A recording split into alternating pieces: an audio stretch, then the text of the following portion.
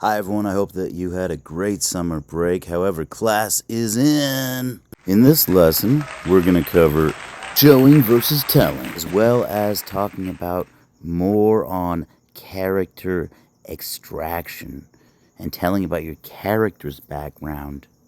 We're also going to get into the theme and tone and keeping the central tone and theme of your screenplay the same. Let's get to work. Class is in. Hi, everybody. Welcome back to another great session and lesson of Class is In. This is where you learn how to write your very own pitch perfect 3-beat screenplay, ready to send to a producer, ready to make it yourself. This is how you do it. I hope you all had a great summer and you've gotten that 15 minutes down by now. So we're going to go over a few things today like that. Obviously, Final Draft 8 you already have. You know how I feel about that. If you don't, make sure and just follow this playlist and go back to the first video and just kind of watch them chronologically, because we don't want to lose anyone, leave anyone behind. But this is how you write a screenplay. I'm your man, Kyle Manfrey. I've been doing this almost 30 years, so no one better than to teach you than me, because you're learning right here on YouTube where it's free.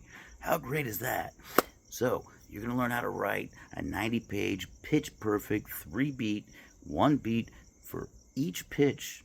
In your elevator pitch for each beat, you got 1, 2, 3. So right now you're going to learn how to write your 3-beat elevator pitch. You've got that, right? You've got Final Draft 8, and if you're stubborn, Nilly, maybe you don't. You're using something else. Hopefully that's working out for you. If you're... you guys, it's too much. But class is back in, and it's not that I've ran out of things to teach you. It's that I want to make sure you've been getting your 15 minutes in this summer. And I'm not talking about 15 minutes of tanning before you flip sides and switch sides. I'm talking about your 15 minutes per diem every day. That's right, of writing. 15 minutes of writing. That's right. 1 word at a time. Just take it 1 letter at a time. Now, I'll pop up some examples here. First of all, we already have gone over the page break outline in prior videos. We can go over it more thoroughly. However, I feel like that would be a lesson in redundancy at this point. So what we're going to go over now is more your central thesis and your plot. You want that to be very, very important throughout your entire film.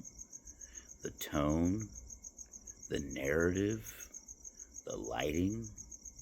Remember not to write all the lighting if you're not going to direct it yourself. You know, we don't want to over-direct, because then nobody's going to want to purchase your screenplay. But if you want to be a ghostwriter, it's a lot easier to sell them without your name on them, like I've done throughout the years. But then it ends up being a lot harder to live with yourself, and you don't get any residual or royalty checks or anything like that. But what I say is, if you're going to write right from the heart first, you know. But in order to write from the heart and the soul, you have to know how to write from the mind. And that's where I come in to teach you. So stay tuned. We got another great one for you today. This is Class is In. They can. It's just that nobody's going to teach you all this stuff for absolutely free the way that I'm going to, and have been, and will continue to do so. Just keep those fingers flapping and tapping. I'm going to throw you some great screenshot examples on this here lesson of Class is In.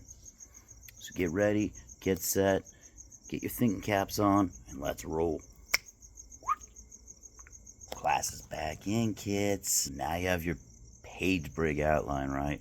I'm going to dig into that a little bit and show you how to make every page really special. You don't want your audience reading crap they've already seen, but at the same time, you kind of do. So movies should be like, they should always have a pitch, like, oh, this is Mrs. Doubtfire, meets Bosom Buddies or something of that nature, or this is Apocalypse Now meets, Friday the 13th, or, this is Predator meets Rocky. That would be an interesting one, by the way. I'd want to see someone pull that one off.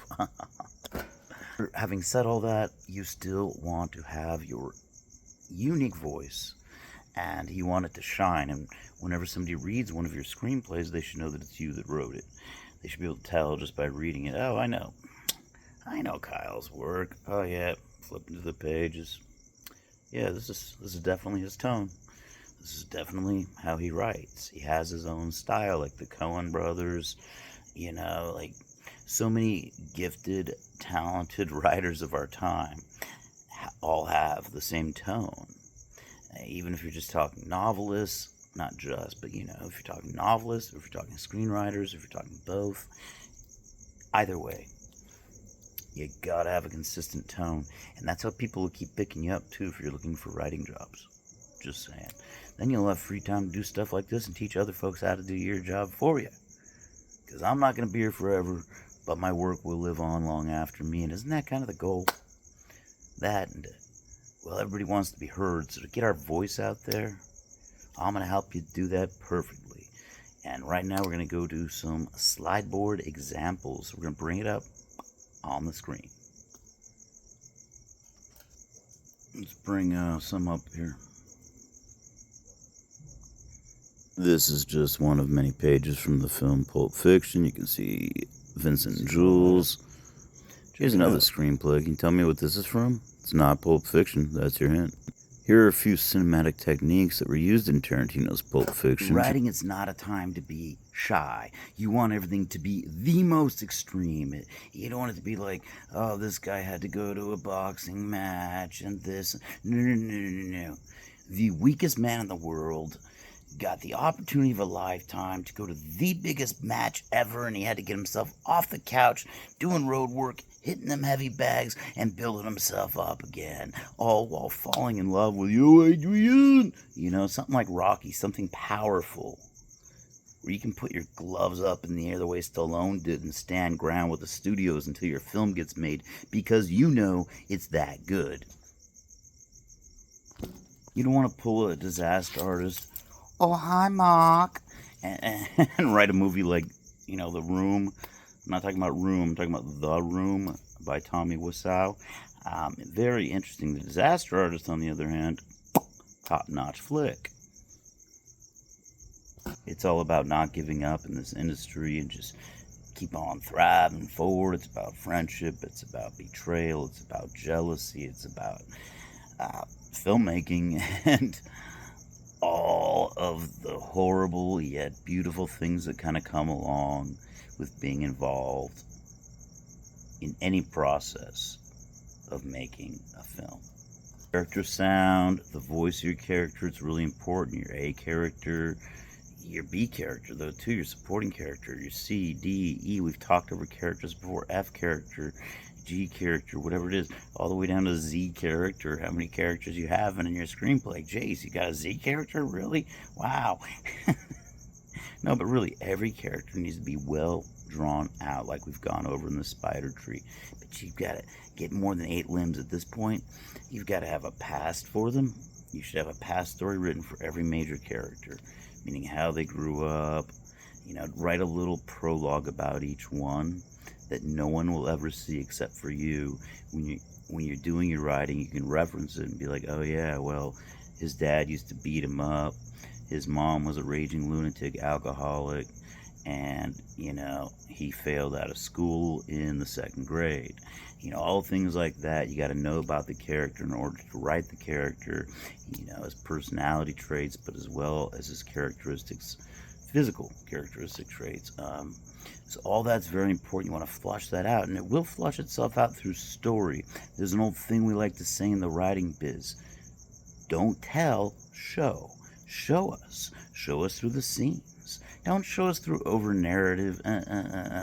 You don't want to make it sound like everything's being voiceovered. Yeah, I'm not saying don't use voiceovers. Voiceovers are great and they're important. Hillbilly Elegy, things like that. It was too.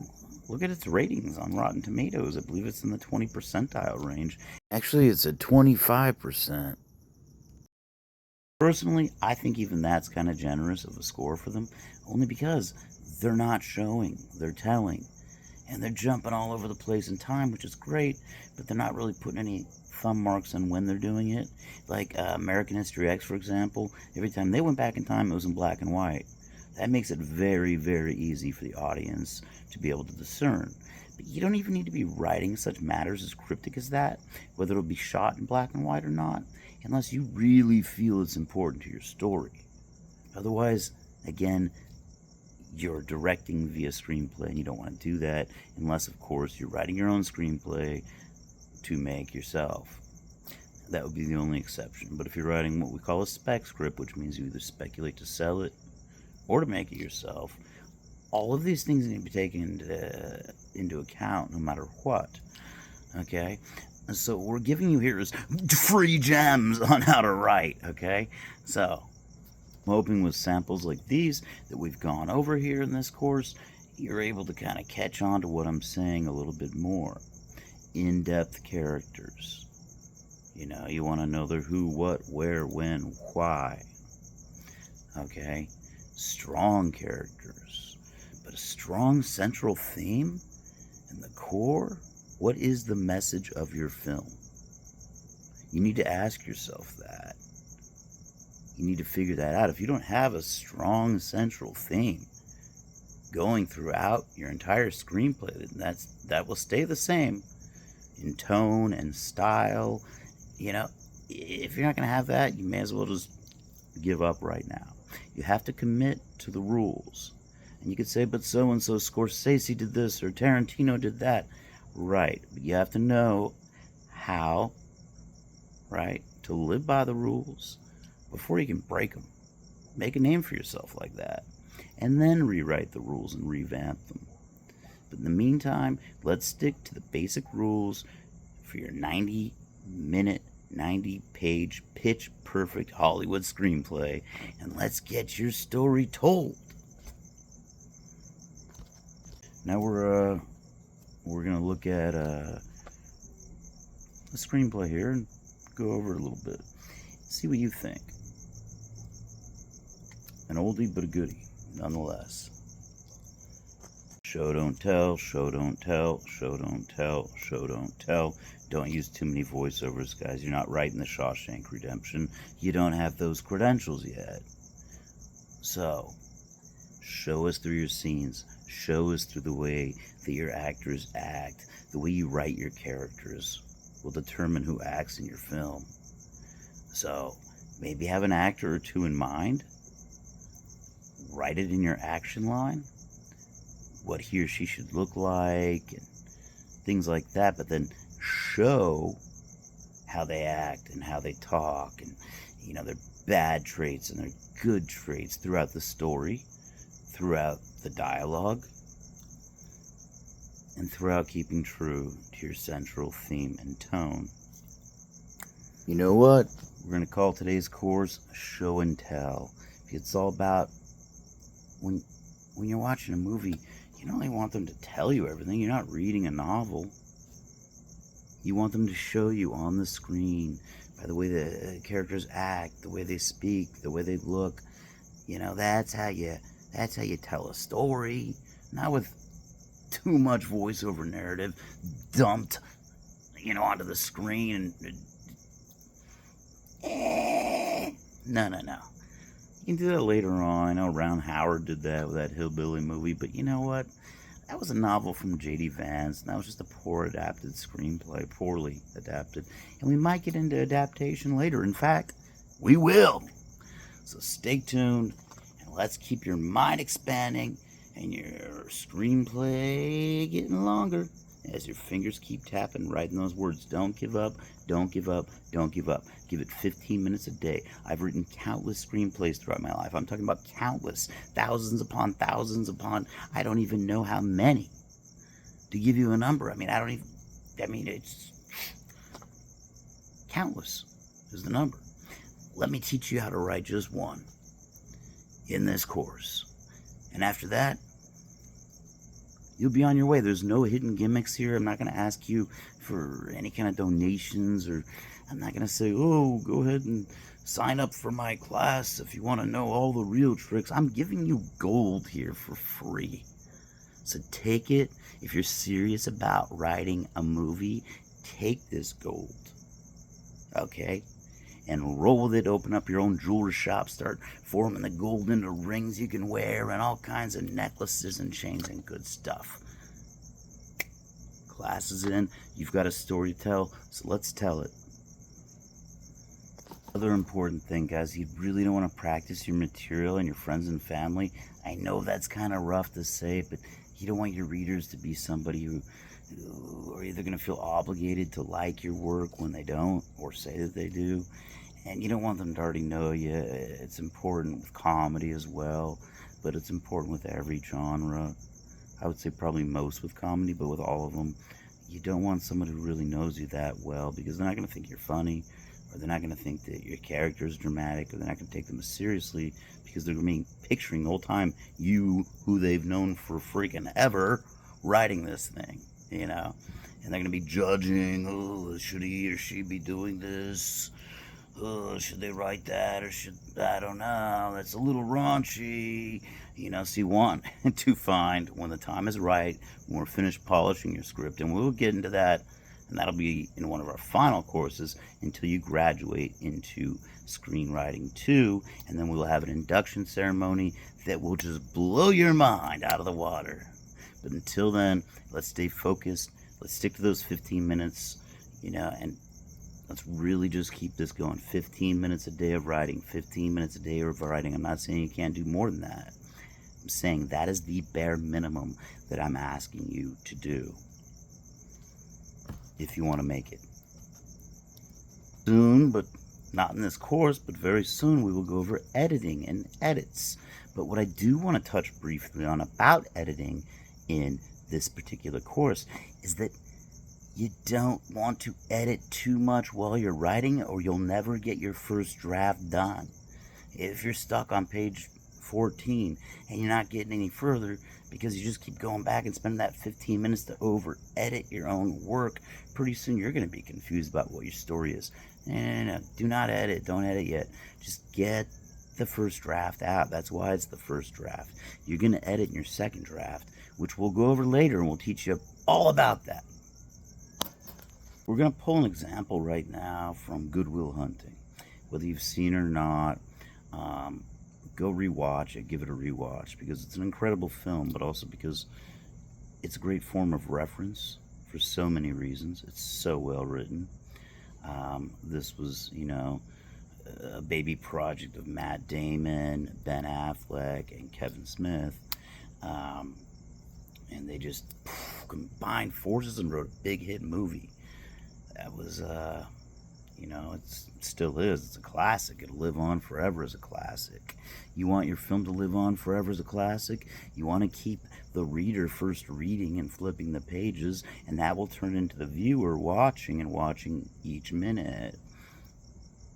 Like the characters in Good Will Hunting, you look at their backgrounds, you really get a good look at Will Hunting's background.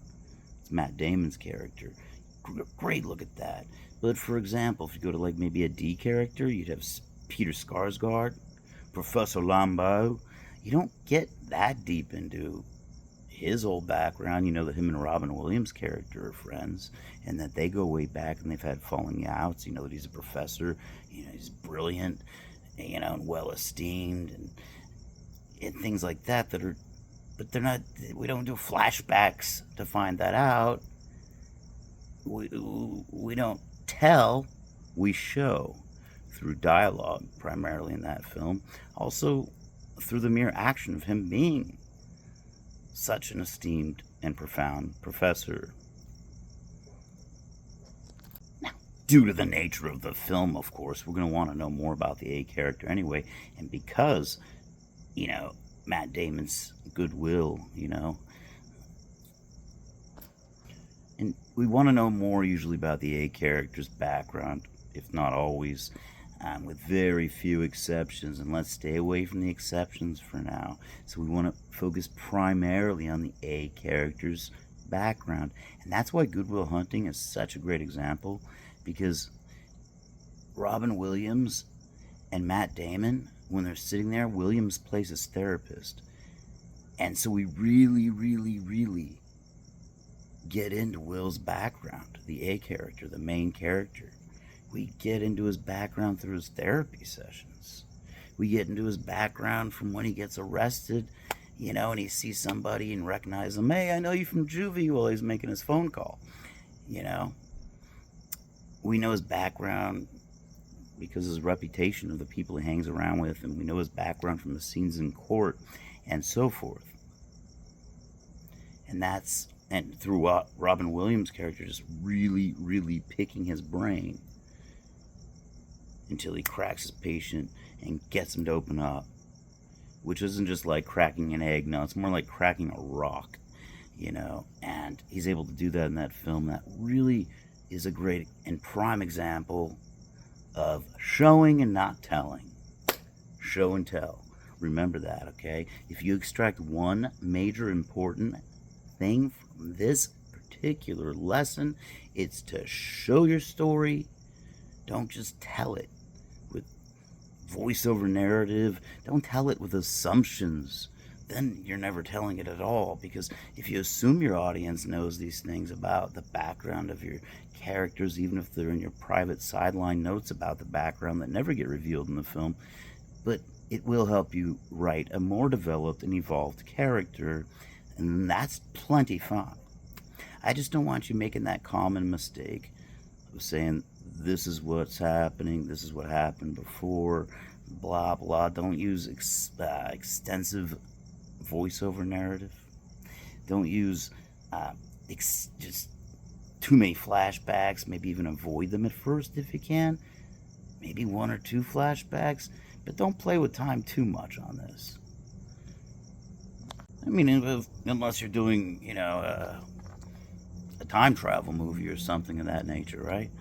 Otherwise, just try to keep it in the present and tell your story with your words and throughout the words of your characters. And that's all you need to do. You show us that way instead of telling us that way. We don't want to hear chirp, chirp, chirp, chirp. We don't have to read a bunch of subtitles unless it's, it's a foreign film, but we don't have to read, 12 years later and in summary for your third act, just a bunch of paragraphs that people are reading.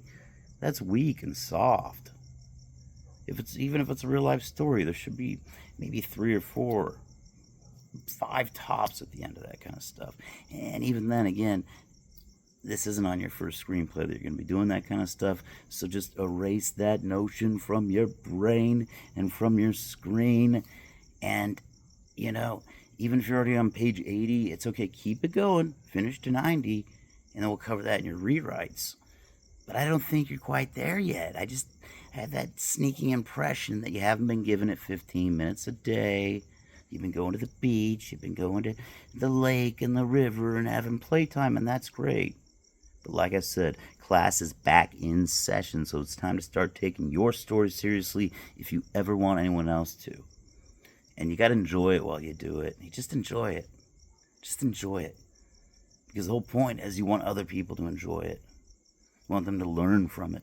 You want them to be taken another place. A great film, Django Unchained. I mean, that takes you. I mean, it's a slavery story. Yeah, sure. But the way it just takes you by the heartstrings. It goes from almost a mystery in the beginning. It's an enigma, the way Tarantino wrote that film. And then just, whoop, boom, explodes into this massive, massive A character development where we really do get to know Django. He's broken when we first meet him. He's sad. He's been tortured. He's hopeless. And then he meets Christoph Waltz's character, Dr. Schultz, and he teaches Django about all these great things about German history, which makes Django even closer with his wife, Brunhilde. And I'll tell you, Django, it's just an amazing film.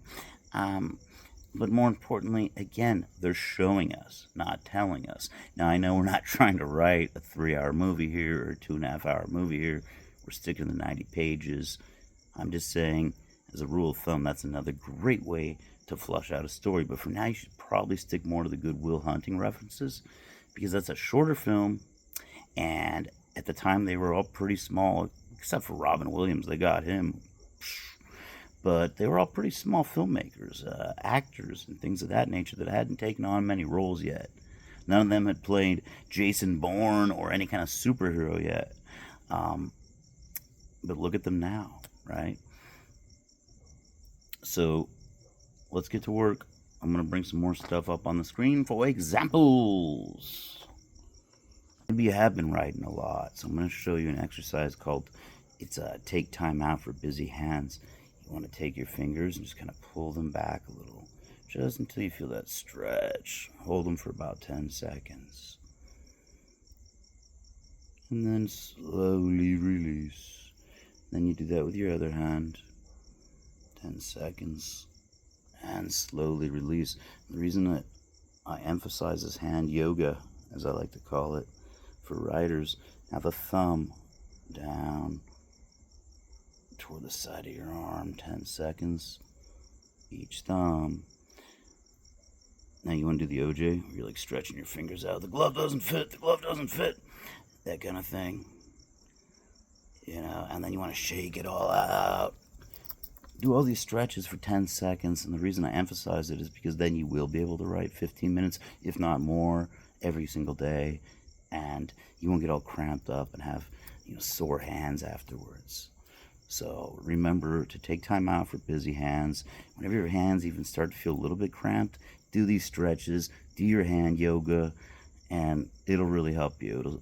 It'll save your hands, which will enable you to continue to write your words onto that screen, which really is the computer screen for now, and eventually will be that silver film screen. Oh yeah. Just follow these simple rules. You can also make your character, you gotta make your character crack at some point. Lots of times that works well, like in Falling Down, or again, Good Will Hunting. I mean, wow. Talk about just shattering your character. Really beating them and breaking, or Django Unchained, beating and breaking them down until they just they feel so broken and so small and so trapped, and they finally just unleash the fury of why they are the hero. They are the protagonist. And at the same time, you want to write why the bad guy like John Candy in Django is such a good antagonist, so good at being a bad guy. And that all comes from having sheets on his background that you don't even necessarily put all of into your screenplay, just knowing little bits about him, like he's a Francophile, yet he doesn't speak French. Just funny little tidbits. They don't always have to be funny, but just informative tidbits that you show, don't tell, and that means even if a character's saying it on the way up while they're going up the stairwell to see Monsieur Candy. I really, really do hope that you guys are retaining all of this 411. It's important to get your story out there, but you gotta do it in the proper format if you want anybody to ever read it. And if it doesn't get read, it's not gonna get made.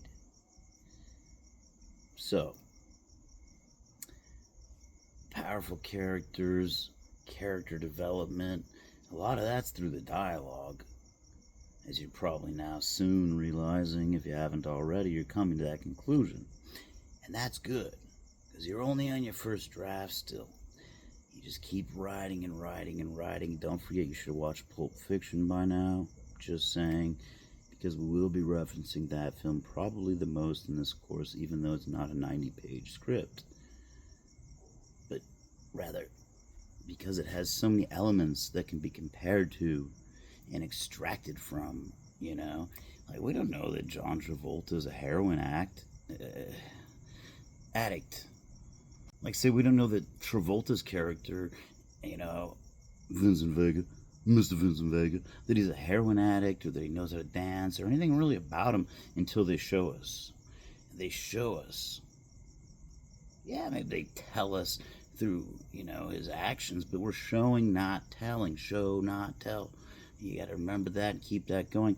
You want your A character also to be kind of an enigma, kind of a mystery. Look at Sam Jackson in the beginning of Pulp Fiction. When they're getting guns out of the trunk, him and Vince Vega, him and John Travolta, and they're pulling guns out, and like, how many guys we got up there? And they got their business suits on, they're tucking their guns away and whatnot. There could be as many as that many guys. Oh my gosh, we should have fucking shotguns. But then fast forward just a little bit, a couple scenes in, and now he's facing Brad, right? Played by Frank Whaley, who's just a brilliant actor. Swimming with Sharks with him and Kevin Spacey. If you haven't seen that, oh my gosh, you should watch that as well.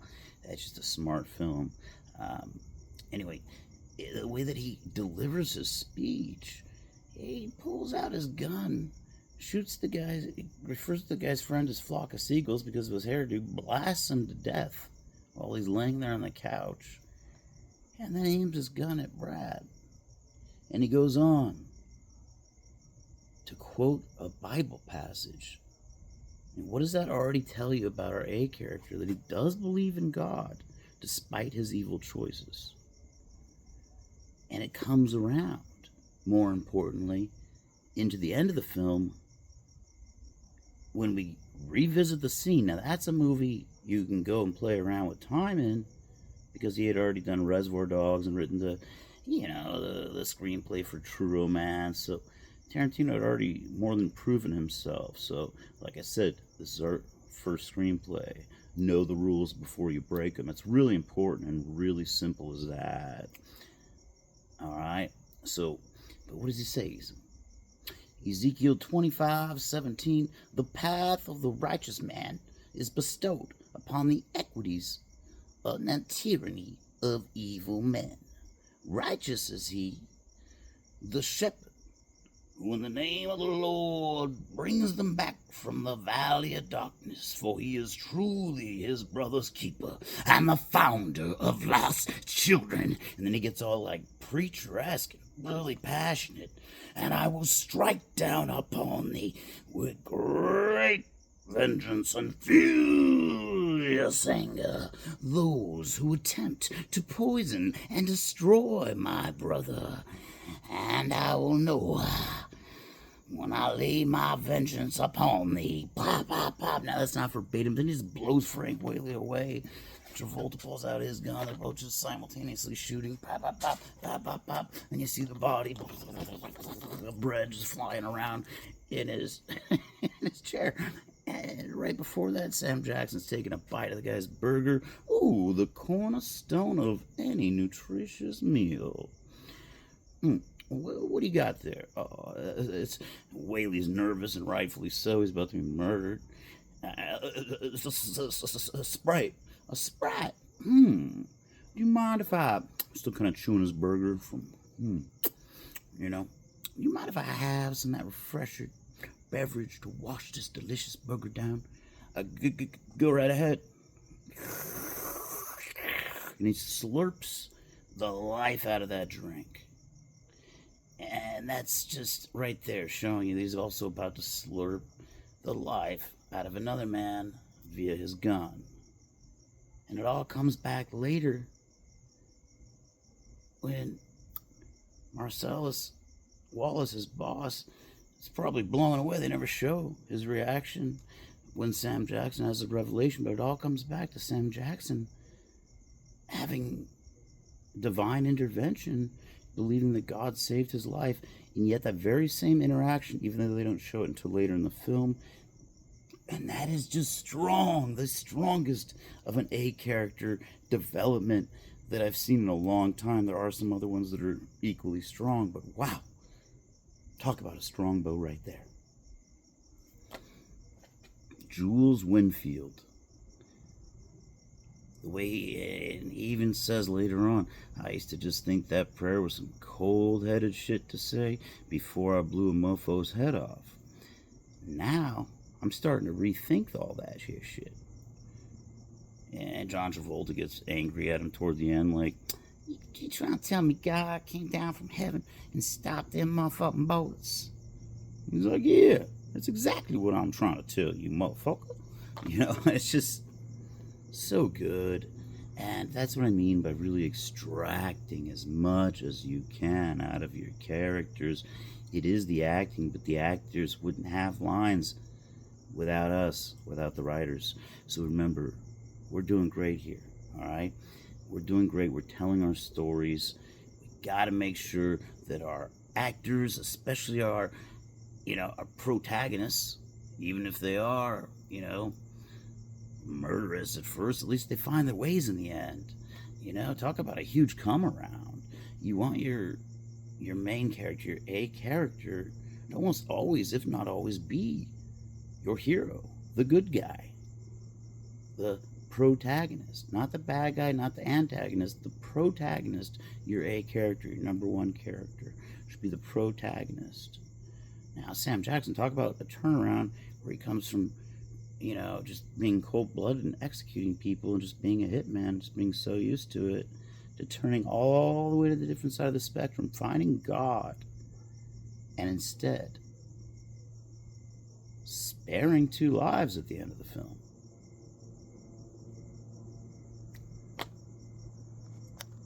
Look at the first Karate Kid with Ralph Macchio. He's this bullied little dork, and he's always getting beat up. He gets beat up at the beach when his neighbor invites him, and now he becomes the karate champion. Same kid, the arch nemesis, the antagonist, right? Meaning the bad guy, Johnny Lawrence. He's the bad guy in the movie, and he really is a bad kid, isn't he, in that movie? Decides to make his life a living hell when he sees him with Elizabeth Shue's character at the beach, because they used to date and he's jealous and all this stuff. Beats the living crap out of Daniel-san until he meets Mr. Miyagi and goes from being a zero to a hero. I mean, it's talk about one end of the spectrum all the way over to the other. And that, my friends, is a strong, wonderful, beautiful, well planned out, well thought out, and well written A character who will just carry all the other characters and fall into place. Once you have that really strong A character, you'll see what I'm talking about. And what you can do now are character sheets that are longer than the spider tree. You see, the spider tree is a great way to get going with 4 personality traits and 4 physical traits. But now we want to advance onto about a page. Is probably good for a character, 8.5 by 11 page. You can do that in Word or Final Draft. I mean, that one really doesn't matter because that's for your reference. It matters that you do it. It just doesn't matter what format so much because you're going to be the only one looking at that and referencing that. So it's ever easier for you on that one. Yeah, it should be about a page in regular font. And that's on the computer, not handwritten, right? That might be 3 or 4 pages. Depends on how big you write or how small you write. Could be a half a page if it's real small writing. Anyway, think of it like painting a picture, You don't just throw a bunch of red paint on and smear it around. No. Or think about it like following a recipe. You don't just break some eggs and throw them in a pan and, I didn't put any flour in it, but I'm making cornbread, huh? Well, yeah, I threw a piece of corn on the cob up in there, so that should work. No. If you're lazy about it, and if you're not taking it seriously, then it's going to come out like shit. And nobody else will ever take you seriously if you're not taking yourself seriously. 15 minutes a day, show, don't tell. All right? Show, don't tell. Write for 15 minutes a day and extract your A character. If you took nothing else from this lesson, take that from this particular course of Class Is In. I want to thank all my students for watching, and I really do enjoy teaching you. I hope that you've really come to learn quite a bit. If you do have any questions or concerns, feel free to leave them below in the comments section. Make sure and like, subscribe, and most importantly for you, if you're trying to learn how to write and you're serious about it, hit that notifications bell so you get alerts when new things come up. And other than that, stick to the 15 minutes a day, guys. Watch Pulp Fiction. And if you already watched it, watch it again. And if you haven't, read the script. It's pretty crazy. Just don't write a screenplay that long for this first draft. We're doing 90 pages, 90. That's it. All right.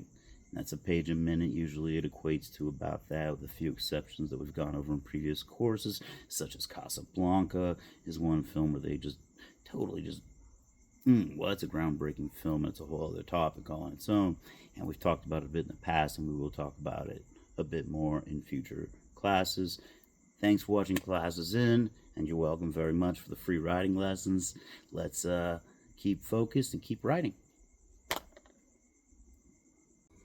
Make sure and like, comment, subscribe, share, hit the notifications bell. I mean, don't be greedy. Share this video with your friends that are writers as well, and we'll get you guys on the right track.